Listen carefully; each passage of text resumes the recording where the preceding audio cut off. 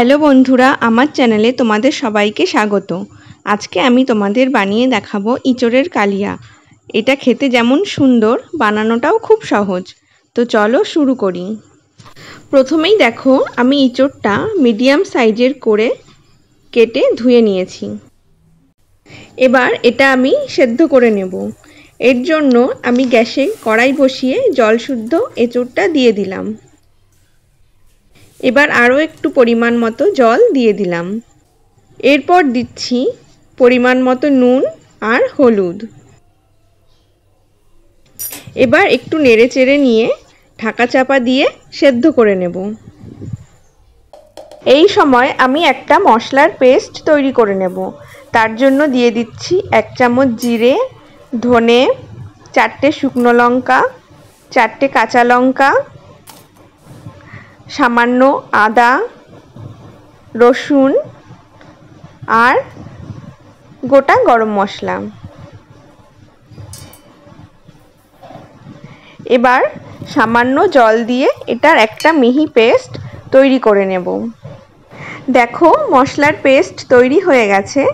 এবার চলে যাচ্ছি মেন রান্নায়। দেখো, এঁচড়টা কিন্তু সেদ্ধ হয়ে গেছে। আর এটা কিন্তু আমি 80% মতো সেদ্ধ করেছি, পুরো সেদ্ধ করিনি। কারণ পুরো সেদ্ধ করলে কিন্তু ইঁচড়টা যখন আমি রান্না করব তখন একদম গলে যাবে। এবার এটা আমি জল থেকে ছেঁকে তুলে নিচ্ছি। এখন কড়াইতে দিয়ে দিলাম সর্ষের তেল। তেলটা গরম হলে দিয়ে দিচ্ছি টুকরো করে কেটে রাখা আলু।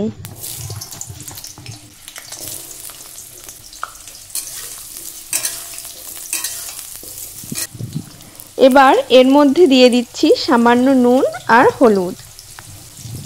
এখন গ্যাসের ফ্লেমটা হাইতে রেখে আলুগুলো হালকা করে ভেজে তুলে রাখবো।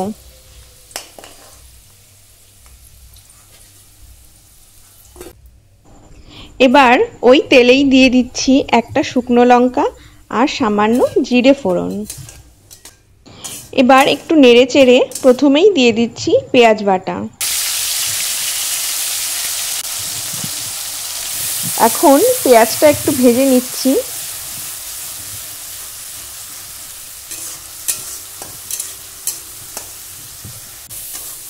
পেঁয়াজের রঙটা পাল্টে গেলেই দিয়ে দিচ্ছি আগে থেকে পেস্ট করে রাখা মশলাটা। এবার একটু নেড়েচেড়ে নিয়ে দিয়ে দিচ্ছি সামান্য নুন, হলুদ আর কাশ্মীরি লঙ্কার গুঁড়ো।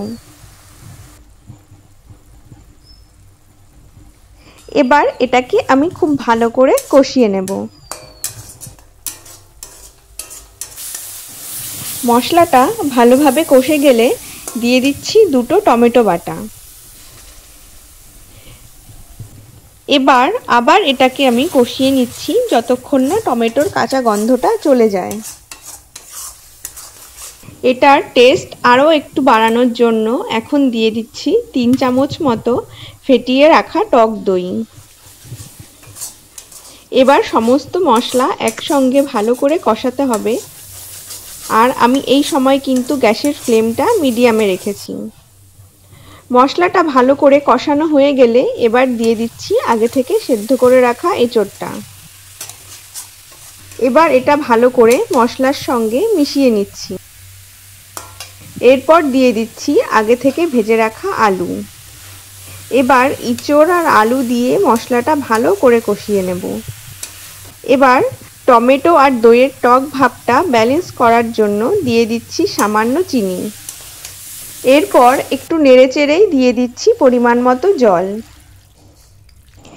এবার এটা ঢাকা চাপা দিয়ে 8 থেকে 10 মিনিটের জন্য ফুটিয়ে নেব।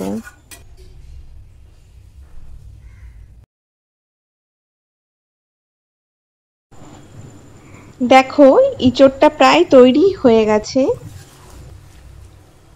এখন সবশেষে 1 চামচ ঘি দিয়ে মিশিয়ে নিচ্ছি। এবার আমি ইঁচড়টা গরম গরম পরিবেশন করে নেব। তৈরি হয়ে গেছে খুব টেস্টি ইঁচড়ের কালিয়া। আমার রেসিপিগুলো যদি তোমাদের ভালো লাগে তাহলে অবশ্যই একটা লাইক করো, কমেন্ট করে জানিও কেমন লেগেছে। ভালো লাগলে আমার চ্যানেলটা সাবস্ক্রাইব করে পাশে থেকো। ফিরে আসছি নতুন রেসিপি নিয়ে। ততক্ষণের জন্য ভালো থেকো, সুস্থ থেকো। Thank you.